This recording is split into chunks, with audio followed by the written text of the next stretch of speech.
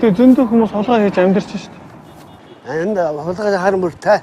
Игэл жирийн удамжинд явж байгаа хүнсийн ёс суртахуунаас тэрч битгий өнөөдөр гуйлагчин болчоо. Хотын хог одоо түүгээд амьдарч байгаа хүнсийн ёс суртахуунаас долоондар улсын улсууд засвартгийн эрхэнд одоо гараад ирэхээр зэрэг ерөөсөө зөвхөн хамхаар өөртөл одоо шингээ. Тэгээ би намын хаврал дээр шилж байсан. Олон хүмүүс ярьж байсан. Бид нар бол мэдээж хүн амьдралаа дэвшлүүлэхийг бодно. Тодорхой нам бэгч шээ бодно. Тодорхой эдийн засгийн бүлэлч байдаг юм уу? Компаниуд тэр бас бэгчийг бодно.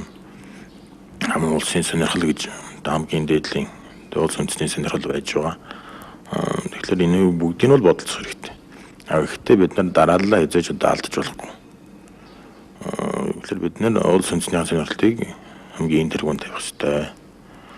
За тэрний дараа одоо хамгийн том бүлэг нь болох мэдээж хэрэг манай нийгмийн амьдралд бол энэ намууд байж гин тодорхой одоо нийтлэг болсон бүлгүүд нам одоо олон нийтийн байгууллагууд тэгэхээр тодорхой том нийгмийн томоохон бүлгүүдийн сонирхлыг хамгаалсан юм байгууллагууд тэр сонирхол нь бол одоо үндэсний сонирхлын дараа явах хэрэгтэй.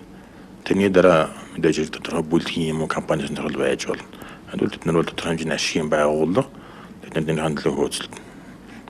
Тэг дөрөвт нь мэдээж хувь хүн амьдралаа дэвшлүүлэх сайхан амьдрах бодол бий. Тэр нь бол одоо бүх цаг үед л байж л байсан. Тэгэхээр энийг бас тооцох хэрэгтэй. Тэгэхдээ бид нар бол энэ дараалал алдаж болохгүй. Энэ дараалал алдах юм бол тэрнийг юм одоо юу гэдэг нь ялцрах төвшөнд орно. Одоо энэ бол бус төрний жишээнээр бол харагдагчуд улсын сонирхол хойшин тавиал эхлүүл улсын сонирхол нь дээш гарч байна. Энэ дараалалаар сайн бодож явах хэрэгтэй юм шиг байна.